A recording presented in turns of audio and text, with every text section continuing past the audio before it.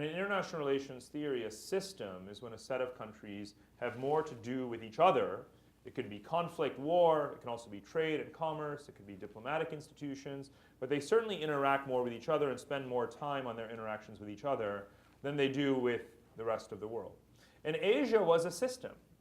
2,000 years ago, 1,500 years ago, 1,000 years ago, 500 years ago, right? The era, we wouldn't have the term Silk Roads if these civilizations of Asia didn't have some relations with each other. And certainly, this is a pre-colonial world. They weren't trading across the vast oceans and so forth. So it was a very light system. But there have been periods in which Asians had these rituals and relationships with each other. And that's back, and it's back with a vengeance, right? And it's happened particularly in the last 30 years, since the end of the Cold War. The last 30 years, we have been, of course, obsessed with our, there was the period of the 1990s, the unipolar moment, the notion of America as a hyperpower. Then we had 9/11, Iraq War, Afghanistan, all of the things that have consumed us, financial crisis, all the way through Trump and Brexit, right? But meanwhile, the experience of Asia in the last 25 plus years has been different, right? They've experienced obviously rising economic growth and prosperity, billions of people being lifted out of poverty. Again, the reconnection of trade networks, the energy providers of West Asia selling their oil and gas now more to the fast-growing economies of East Asia, new infrastructure projects spanning Central Asia, which we now call Belt and Road, but it's been going on for about 25 years. It's what I documented in detail in my first book, The Second World, which had a lot of chapters around my time in Kazakhstan and Uzbekistan and these kinds of places. So we have a name for this now, but it's been going on for exactly the last 30 years. 1989, right, was the year the Berlin Wall fell. 1991, the Soviet Union collapsed. Almost 30 years of Asians Asianizing. So one of the principal arguments of the book is that the rise of China is not the biggest story in the world.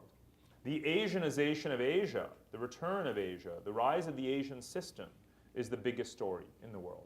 And China is a really big part of that. But it's more like the midway point rather than like the end point.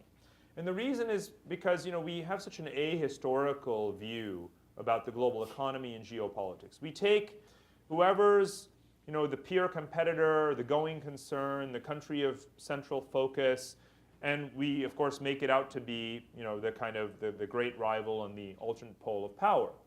But we have to take a step back and remember, in the broader Asian context, how China even got to be China.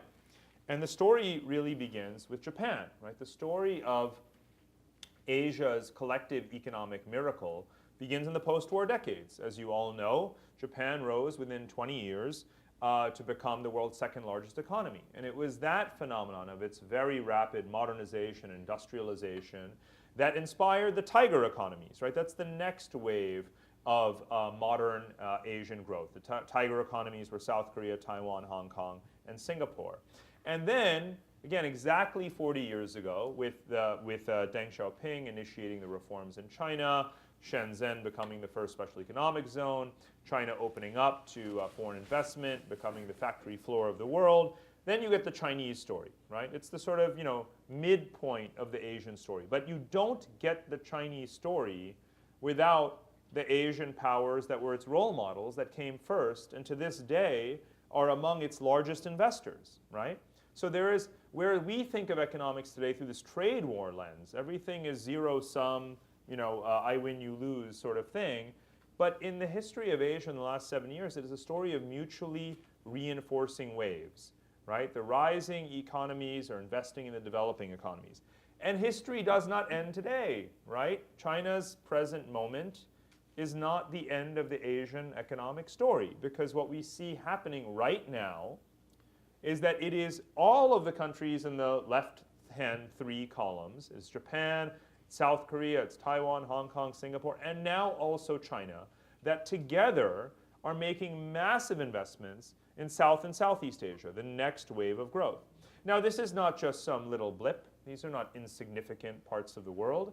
The population of the countries stretching from Pakistan through India, through Southeast Asia, is 2.5 billion people.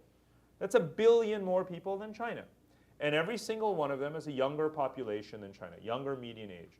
Their wages are also lower, so they're the ones now attracting the foreign investment. India last year got more FDI than China. ASEAN has been getting more FDI than China for 5 years already.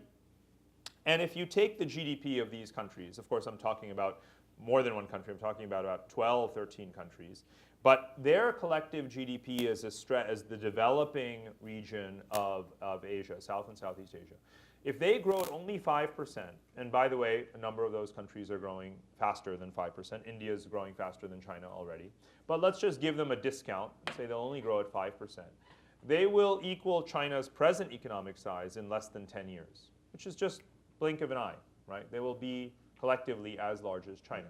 Now they're fragmented, it's not one country, right? But we're realizing more and more how important it is for American companies, Western companies to think beyond China. Companies have had all their eggs in the China basket. But have you picked up the newspaper, turned on the television in the last month, you see which companies have declining revenues in China. Apple, Intel, Qualcomm, NVIDIA, Caterpillar, probably next will be Boeing, certainly as a consequence of the trade war. They've all got to wake up and realize that China has moved up the value chain very quickly, right? It's displacing foreign competition. They need to be looking at these other markets as well that they've more or less been ignoring because they're making plenty of money in China. So if you don't appreciate the Asian growth story from a corporate standpoint, you're in very, very big trouble. This is another way of showing the same. So just to bring us up to the present, right? China is only a third of Asia's population. It's half its GDP. It's half the outbound capital, half the inbound FDI, right? Its growth is slowing, as we know, while others' growth is accelerating. But it is not zero sum. There are ways in which, of course, there is industrial competition, supply chain competition. There is displacement for sure. Beggar thy neighbor sorts of policies. We do see that. But by and large, the pie continues to grow, and therefore, there's a lot of sort of knowledge sharing, resource sharing, and investment flows across the region as well. So Asia, it's not just the world that's multipolar, as I was saying earlier. In many ways, both economically and geopolitically, and very consistent with Asia's 4,000 years of history, Asia is itself multipolar. And that's, again, an argument that is very, very unfamiliar to us because we are very China-centric.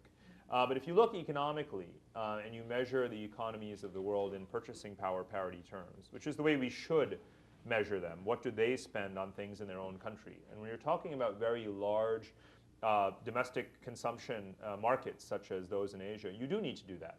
So if you look at the economies of Asia in PPP terms, you find that India is significantly larger than it is in US dollar terms, and others as well. And again, if you add up the economies of Southeast Asia today, they are, with half the population of India, they have a larger GDP than India, right? And so they are sort of a pole of power. So I've clustered, in a way, the economies. Now, you'll see there that Russia, Iran, Saudi Arabia, Turkey, those are color-coded as Asian. And these are, if you take countries like Russia or Turkey, they have sought in the past, a couple of decades ago, to brand themselves as Western, aligning with the West. Country like Russia, it's hard to imagine or to even remember today, but had dabbled in a partnership for peace agreement with NATO. Long gone are the days when Turkey wanted to join the European Union, and where Saudi Arabia, was sort of very closely allied with Western powers of the United States. In some ways, it still is, but I think we know that we have some disagreements with them. So, to put it mildly, now all of these countries, we look at them as aspiring to join the West. They want to be West. It's part of their sense of self-worth, dignity, identity, their aspiration. But we don't look at them ever from the standpoint of the East, right? And the fact is that almost all of these countries now trade, or are beginning to trade, more with Asia than with the West, right? Obviously, Persian Gulf economies sell the vast majority of their oil and gas to Asia, right? That's been going on for a long time, so you're already aware of that. Russia, is traditionally depended much more on investment from Europe and trade with Europe, particularly with Germany. Now China is its largest trading partner. I'll show you shortly Russia's trade with a wide range of Asian countries, and it's growing systematically. It's a big part of the Belt and Road network as well. So country by country, as you look at these places that have, we thought of them as Western leaning, they're more and more Eastern leaning.